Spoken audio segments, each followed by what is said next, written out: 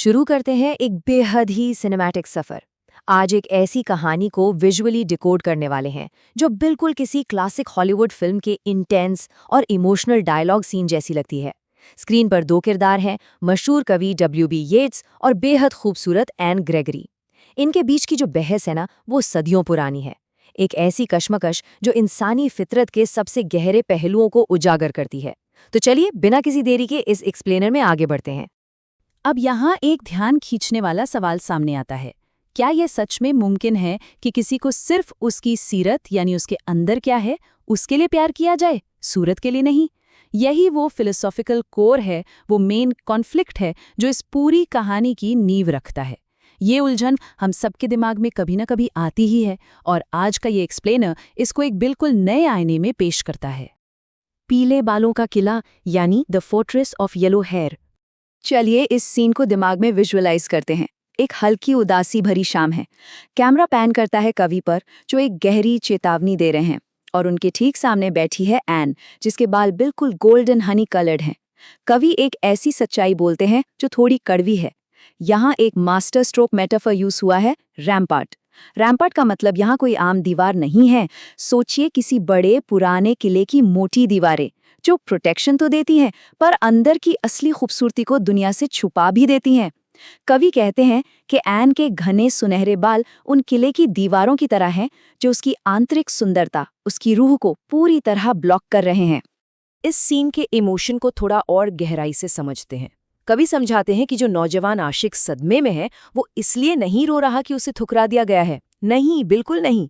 उसके दिल टूटने का असली रीजन ये है कि अब वो उन गोल्डन कासल वॉल्स, मेरा मतलब है उन बेहद खूबसूरत बालों को कभी देख नहीं पाएगा, छू नहीं पाएगा। देखा जाए तो एक गहरी विडंबना है यहाँ। एक आयरनी है कि पूरा दुख सिर्फ एक बाहरी दिखावे के छीन जाने का है। और यहाँ आकर कहानी का सबसे बड़ा टकराव सामने आता है। एक तरफ है असली व्यक्तित्व जो अंदर छिपा है और दूसरी तरफ है एक्सटर्नल ब्यूटी, वो आउटर शेल। वो आशिक उस एक्सटर्नल इल्यूजन यानी उन सुनहरे बालों की चमक में इतना अंधा हो चुका है कि उसे अंदर की रूह नजर ही नहीं आती। उसकी नजरें उस किले की दीवार क्रॉस ही नहीं कर पाती। ये इस पूरी कहानी की सबसे ट्रेजेडी भरी बात है। एक्ट 2, एन का रंगीन विद्रोह यानी एन्स कलरफुल रिबेलियन। अब आता है कहानी में एक जबरदस्त ट्विस्ट। एन चुपचाप सुनने वालों में से तो बिल्कुल नहीं है। वो एकदम फियर्स तरीके से कवि को पलटकर जवाब देती है। पूरे कॉन्फिडेंस के साथ वो ऐलान करती है कि वो अपने बालों का रंग ही बदल डालेगी।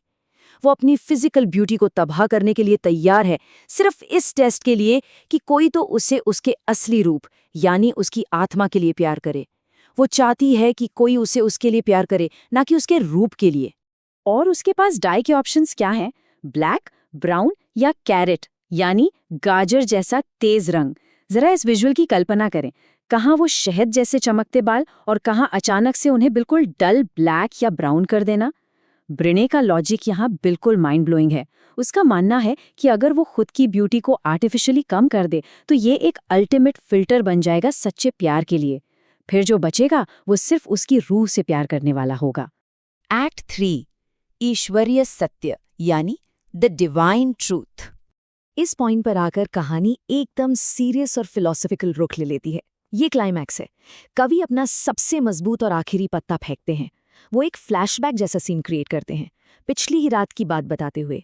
एक बेहद कॉन्फिडेंट बुजुर्ग धार्मिक इंसान का जिक्र होता है जिसका दावा था कि उसके पास एक ऐसी रिलीजियस टेक्स्ट है जो इस पूरी बहस को हमेशा के लिए खत्म कर सकती है।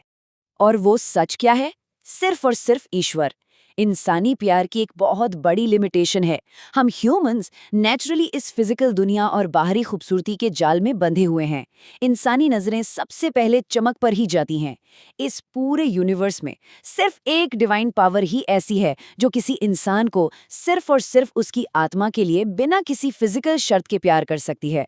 ये रियलाइजेशन इस कहानी का सबसे शक्तिशाली और थोड़ा चुभने वाला हिस्सा है।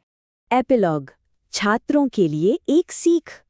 इन गहरी फिलोसॉफिकल बातों के बाद अब थोड़ा रियलिटी चेक लेते हैं, खास करके 10वीं कक्षा के उन छात्रों के लिए जो इस टेक्स्ट को एनालाइज कर रहे हैं। क्या इस उम्र में रोमांस और इन बड़ी बड़ी उलझनों की टेंशन लेनी चाहिए? एजुकेशनल भैया की तरफ से प्रैक्टिकल सलाह यही है कि इस कविता का सच्चा मतलब समझने में तो शायद सदियां लग जाएं। तो बेहतर यही है कि इन लव मैटर्स से सेफ डिस्टेंस बनाए रखें और अपना पूरा फोकस सिर्फ और सिर्फ अपनी पढ़ाई पर लगाएं। यही सबसे स्मार्ट मूव है। तो फाइनली इस एक्सप्लेनर को रैप अप करते हुए एक दिमाग घुमाने वाला सवाल छोड़ जाते हैं। क्या इंसानी प्यार हमेशा इन एक्सटर्नल दीवारों के छलावे में फंसा रहेगा? क्या ह्यूमैनिटी कभी फिजिकल ब्यूटी के इन रैम्पार्ट्स के पार देखकर सच्ची रूह को पहचान पाएगी? ये एक ऐसा दार्शनिक सवाल है जो दिमाग में बार बार गूंजता रहेगा। इस सफर में साथ जुड़े रहने के लिए बहुत शुक्रिया। उम्मीद है ये सिनेमैटिक एनालिसिस उतना ही एंगेजिंग लगा होगा जितना इस कहानी का असूल है।